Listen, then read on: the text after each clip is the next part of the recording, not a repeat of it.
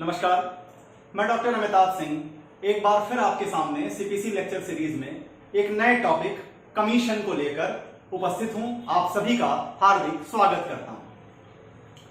Court of law को civil procedure code पूरी तरह से सशक्त करता है कि वो जो पार्टीज उसके सामने उपस्थित हुई हैं, जो डिस्प्यूट वो उसके सामने लेके आए हैं, उसमें वो फुल और कंप्लीट जस्टिस प्रोवाइड कर सके। कभी कभी मुकदमे के स्पेशल कैरेक्टर के कारण, स्पेशल चीजों के कारण कोर्ट को दूसरे कुछ लोगों की मदद भी लेनी पड़ती है, जिसमें वो कमीशन इशू करते हैं। कमीशन इशू करने का मतलब, मान लीजिए कि कोई विवाद है जिस विवाद में पैटर्निटी फिक्स की जानी है। अब इसके लिए डीएनए चेकिंग की जरूरत है। अब ये काम तो कोर्ट ऑफ लॉ में नहीं होगा, इस काम के लिए किसी न किसी मेडिकल एक्सपर्ट की जरूरत पड़ेगी। तो अब इस मेडिकल एक्सपर्ट के लिए कोर्ट कमीशन इशू कर देगी। या कोई प्रॉपर्टी है जिस प्रॉपर्टी का डिस्ट्रीब्यूशन कराना है हिंदू अनडिवाइडेड फैमिली के लोगों के बीच में। अब उसका शेयर क्या फिक्स होगा, या किसी फर्म को लेकर मुकदमा है कि उस फर्म के हिसाब किताब को लेकर के मुकदमा किया गया है।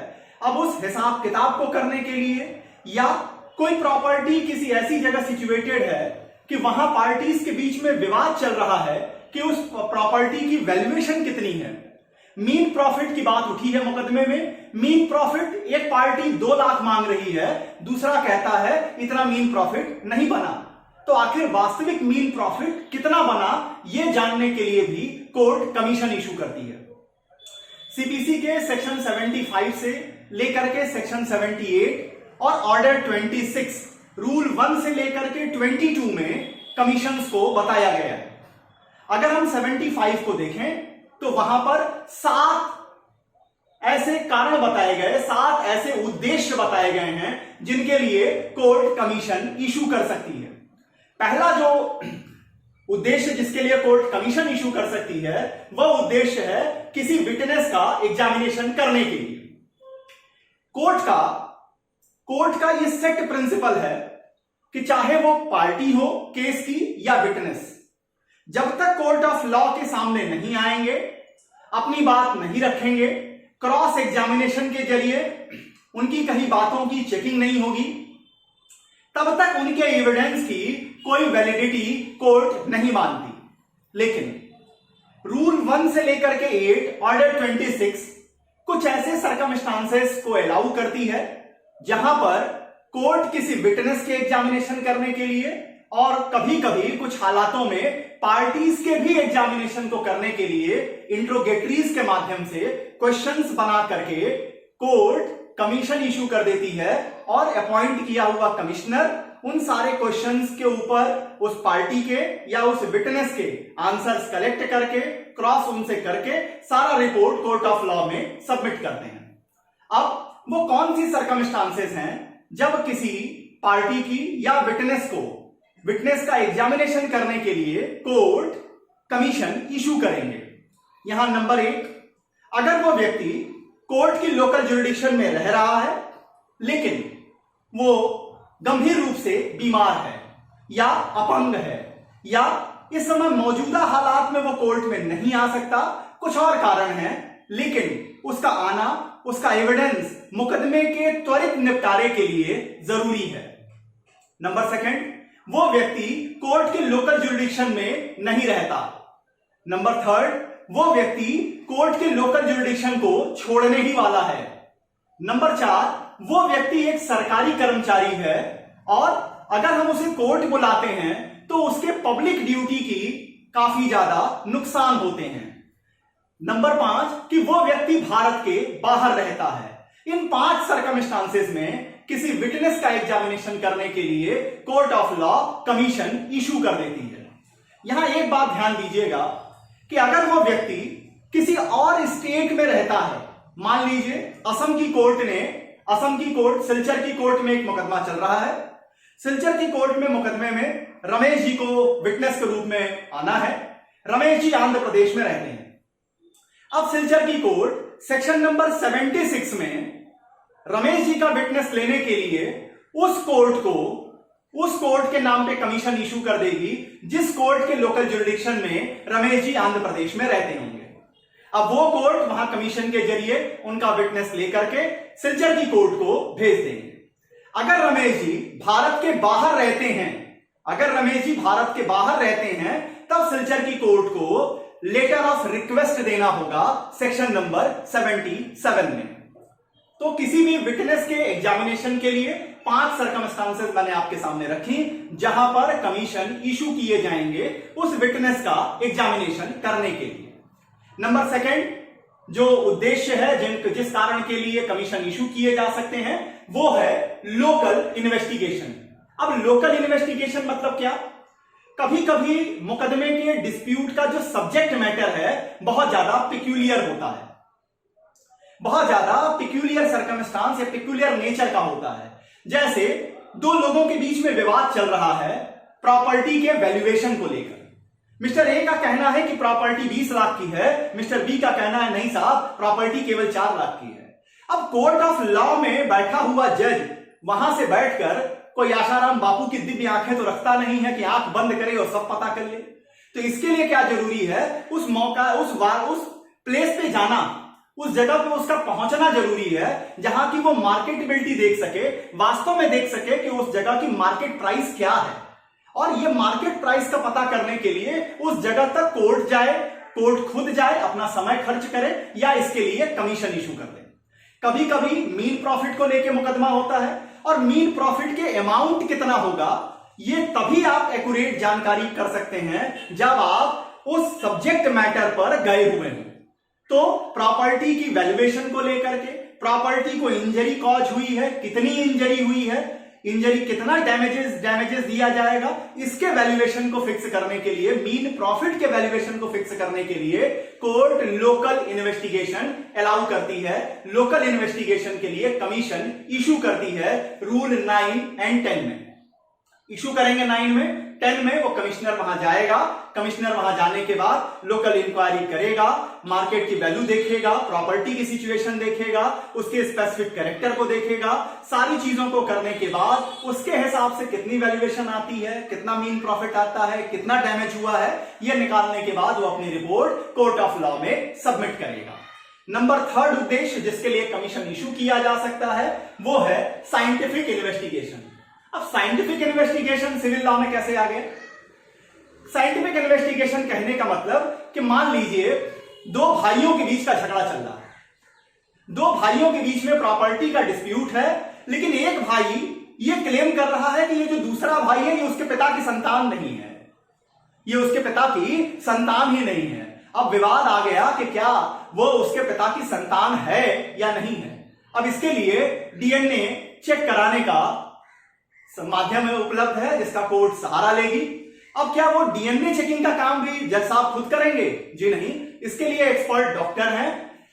जज साहब क्या करेंगे? कमीशन इशू के कमिश्नर के रूप में उस डॉक्टर को अपॉइंट कर देंगे उस मामले के लिए कि आप इसमें डीएनए चेक करके हमें ये जानकारी लेनी है कि क्या ये जो बच्चा है जो क्लेम कर रहा है प्रॉपर्टी को, ये उस व्यक्ति का बच्चा है या नहीं जिसकी प्रॉपर्टी में ये हिस्सा क्लेम कर रहा है। अब वो डॉक्टर इस काम को संपादित करने के बाद उस क्वेश्चन का आंसर दे करके वो रिपोर्ट कोर्ट ऑफ लॉ में सबमिट करेंगे। तो साइंटिफिक इन्वेस्टिगेशन के लिए भी रूल 10A में कोर्ट इशू करती है कमीशन। 10A, 10B और 10C तीनों ही 1976 के अमेंडमेंट से आए हैं। 10B में मिनिस्टीरियल वर्क करने के लिए भी कमीशन इशू किए जाते हैं। अब मिनिस्टीरियल वर्क किसे कहते हैं? कभी कभी मुकदमे में काफी पेचीदे कैलकुलेशंस होते हैं। अब अगर उन कैलकुलेशंस को करने के लिए कोर्ट ऑफ लॉ बैठे तो उनका काफी ज्यादा टाइम व्यर्थ में चला जाएगा। उस टाइम को सेव करना बहुत जरूरी है। तो इस मिनिस्टीरियल वर्क, इस कैलकुलेशन के काम को करने के लिए, इस अदर तरीके के ऑफिशियल वर्क्स को करने के लिए कोर्ट कमीशन इशू कर देती है। इसके बाद 10C में सेल ऑफ मूवेबल प्रॉपर्टी आती है। कौन सी मूवेबल प्रॉपर्टी? ऐसी मूवेबल प्रॉपर्टी जो कोर्ट की कस्टडी में है लेकिन अब उसे प्रिजर्व नहीं किया जा सकता, मतलब वो डीके हो रही है, वो क्षय हो रही है और अब उसके लिए क्या जरूरी है कि उसको सेल कर दिया जाए या कुछ और ऐसी सरकमस्टांसेस हैं जब उस प्रॉपर्टी का सेल करना बहुत जरूरी है, तब क्या जज साहब खुद ही अब जाकर के सेल भी करेंगे? तो आंसर है कि वो खुद ना करें, कमीशन इशू कर दें, किसी व्यक्ति को अपॉइंट करें कि उनको ये काम दे दें कि आप इस मूवेबल प्रॉपर्टी को सेल करें। सेल करने के बाद जो वहां से पैसा मिले वो कोर्ट में सबमिट करें और अपनी रिपोर्ट सबमिट कर दें। इसके लिए 10C में, रूल 10C में कमीशन इशू करेंगे ऑर्डर 26 का सहारा लेकर के court of law. Next, rule 11-12 में अकाउंट्स के लिए भी कमीशन इशू किए जा सकते हैं। अब अकाउंट्स का मतलब क्या?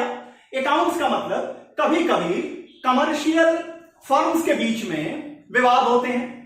अब वहां जिन अकाउंटिंग की बात होती है, जिन हिसाब किताब को देखना होता है, वो टेक्निकल नेचर के होते हैं, वो कभी कभी कमर्शियल लैंग्वेज में भी लिखे होते हैं, जिसे समझना कोर्ट ऑफ लॉ के बस के बाहर होता है।